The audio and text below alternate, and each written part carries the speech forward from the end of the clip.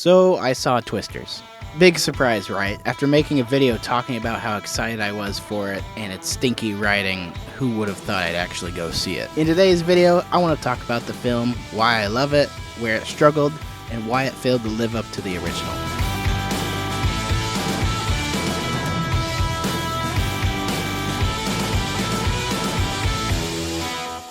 Obviously, major spoilers ahead. Don't watch this video if you haven't seen it yet. Now, I'm going to start off with the bad and end with the good, rather than the other way around. I'm going to get pretty negative, but I don't want you to think I hate this movie, because I don't. This movie is perfectly fine. To the casual viewer, I'm sure this movie is great, and that's okay. Just because I say, this thing is bad, doesn't mean you shouldn't like it. Love what you want to love, as long as it isn't harmful to others. Hopefully by beginning this video on an objectively bad note and ending on a good note will send us off with a fondness for this movie. Okay, let's just get right into it. Starting with the... So, just as I suspected from the trailers, the dialogue in this film is not the greatest. You don't face your fears, you ride them. Tornado Wrangler. Do it! I'm gonna kill myself! Wow. I'm going to kill myself, and it's your fault! I don't know what happened. If Joseph Kosinski wrote the entire script while like half asleep or what. But a lot of the dialogue in this movie just feels off. Unnatural. Characters spit out technical weather terms and plot information like they're a robot, pretty much. Like, people don't communicate like this. There's two reasons why all the talking feels like this.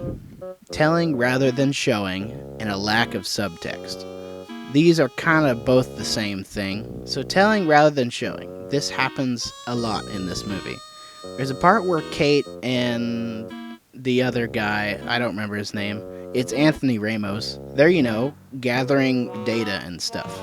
Kate notices on their little radar thing that this tornado that they're chasing is heading into a town. And she's like, yo, we need to go help people in the town. They're gonna get hit by the tornado. And then they bicker for a minute before they go to help people. Well, how about instead of telling us the tornado is going into a town, why don't you, show us it going into the town? The movie doesn't show the tornado going into town. The characters just tell us. They just say, "Oh, it's going into town." Why don't you show us? And I haven't even talked about this town yet either. This is the most annoying part of this scene that I have an issue with. There's no lingering, slow shot of the characters driving through the town that's just been destroyed. No, it just cuts to them deciding to help. To Kate helping someone gather what's left of their belongings. We don't get a scene that puts the devastating effect of a tornado into perspective, like the tornado that hits Wakita in the original. As they're driving to help Aunt Meg, they drive through the town that's been almost completely destroyed.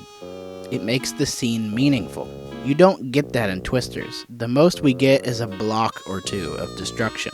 This further throws off the viewer when Kate is just chilling at her motel and Glenn Powell, the Tornado Wrangler, he stops by and goes, "Thought I'd take you somewhere where you could get your mind off what you saw today." Yeah, so what did she see?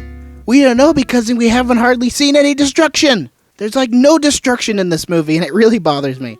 Another scene that's guilty of this in the opening scene of the gang that gets murked 5 seconds later.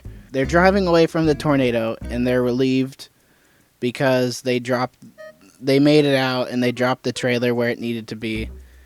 Rather than the characters expressing relief and excitement just by acting, the driver literally goes, "We did it, gang." Way to make it obvious. Oh my gosh. Subtext is necessary for a film because it's realistic. Real people don't spit out exactly what they're thinking. And they aren't so direct with touchy subjects, and this movie struggles with that quite a bit. Now the characters. It hasn't even been like 24 hours since I've seen this movie as of writing this script, and I don't remember any of their names. Well, that's sort of a lie. I remember a few. I remember Kate, the main character, because everyone shouts her name in this movie like 100 times. I know Tornado Wrangler. Who could forget his name? His actual name, though, I think it was Tyler Owens. I've joked with my sister that his name sounds like the name of like a Dude Perfect member. You know, you got Kobe, Cody, Corey, Garrett, Tyler, and then Tyler Owens. He just fits there, you know. Glenn Powell does kind of look like one of those guys anyway. Okay, that went off track. The point is, the characters aren't all that great. They don't get a lot of time to shine, and you really don't get to know any of them except for Kate. I can't bash them too hard, however, because the original isn't much better. They do kind of the same thing where the characters are cool. The background characters like the gang, the storm chasing gang, they're cool, but you don't get to know them, which kind of bothers me. But what are you gonna do? It's like a giant summer blockbuster. No one cares. Like I said, I can't bully it too hard. It seems like movies like this always end up doing this, where they kind of got a big cast of some pretty cool characters, but then you don't really get to know them. What annoys me the most about this movie is the amount of times we are finally about to get a backstory on Tyler or some other character, and they swiftly just get cut off. Because of someone either going, hey, come on guys, we gotta go, or because something just like happens. So they can't even start to answer the question. It just kind of feels like lazy writing. Now, if you've seen this movie, you're probably wondering, Walker, how are you gonna complain about the sound design? It was great. You've lost it, bro. Yes, I have lost it, but it's not necessarily actual sound that bothers me. It's the direction that the sound design was taken. In the first film, the tornadoes have some really just awesome sound design.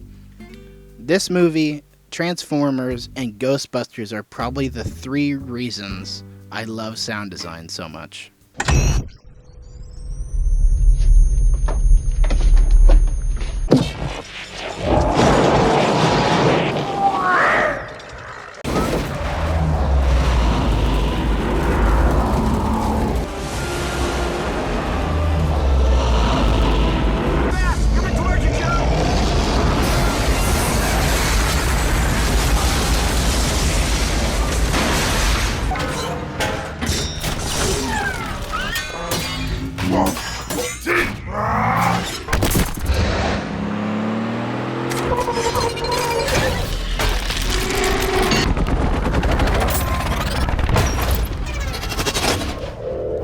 Twister has great sound design, not only because it sounds real, but because it amplifies the terror of the tornado. The director of Twister, Jan de Bont, I don't know if that's how you say his name, knew that this movie had to sound good, like really good. In an interview, he stated, "Sound is very important to any movie, but given the nature of what we were trying to achieve in Twister, we needed to create voices for each of the different types of tornadoes featured in the film. Yet a tornado, which, if you will, is our star, has no voice. I turned to Stephen Flick to create those impressionistic voices and make them attention-grabbing for the audience. At the same time, I wanted the audience to be very aware that these high-speed tornadoes have a soul rather than being inanimate objects. Stephen helped these masses of wind become characters and active players in my movie." They wanted to sound like they were alive, not just some moving cloud. And they definitely achieved that. Twister treats these things like monsters, not like a natural disaster, but a living creature that wants you dead. In some scenes, animal roars and growls are used for the sound effects of the tornadoes, and it worked so well. I love to gush over these sounds, man. What they did worked so well for the atmosphere they were going for. And paired with the almost like angelic parts of the soundtrack of this movie, oh, it's so good. Now back then, audio editing and mixing was a lot more complicated. I won't go into it because I'm having a hard time understanding it myself, just from what I'm reading of these interviews I'm referencing. But going into Twisters, I was excited to see what they do with the all-digital editing we have now. They could make these tornadoes sound even better or even more scary than the original. And that's the direction I was hoping they'd take it. Because really, Twister is a natural disaster horror movie, essentially. That might just be me overanalyzing it, but I really like it. And then I watched Twisters, and I realized, oh, none of that's here. That's a lie, actually. Well, sorta. Twisters does this somewhat, but they don't do it as good as the original. They didn't mix any sort of weird sounds in there or anything like that. Don't get me wrong, there are some parts that sound really good, that sound close to the original, but it's just not the original. And I think that's just the issue with some of these modern remakes, is you can make it as similar to the original as you possibly can, but you can never capture that same vibe. You just can't. And the tornadoes just don't feel the same in this one. They aren't this giant menacing monster, they're just social media playthings. Heck, sometimes the characters will just stand in front of the tornado that they just drove through. Yeah, they'll just stand right in front of it. While in the original, these tornadoes are picking up combines and semis. In this movie, people are just driving through them willy-nilly. Twisters doesn't respect tornadoes like the original does.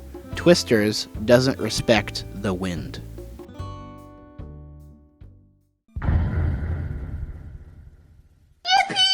Okay, enough with the bad. Let's talk about what makes this movie great. Because really, this movie isn't bad at all. I'm just very picky. First of all, this movie is gorgeous. I've heard a lot of people say it's a muted mess, but to that I say, no. I love the look of this movie, man. I'm not an expert on color theory or grading or anything like that. I'm like 20 years old. But ugh, it's so pretty. I'm buying it when they come out with physical copies. The acting is pretty good, although they kind of just told Glenn Powell to act like his character in Top Gun. Everyone, for the most part, delivers with what they are given. I'm sure I don't even gotta mention the soundtrack, but I will.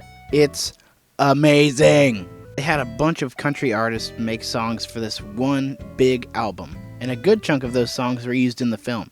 And I love when movies do this. I love it so much. All the music is just so good.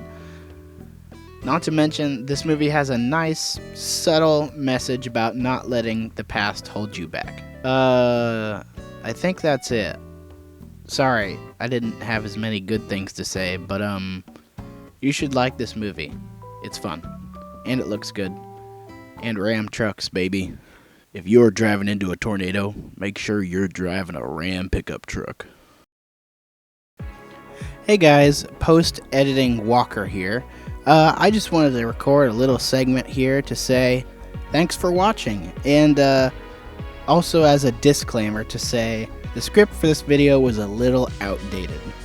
This video has taken forever, and I'm really proud of it, but the script is old, and it kind of got left in the dust, if I'm being honest, but there came a point in making this video where I thought, I'm tired, man. I'm just gonna roll with it.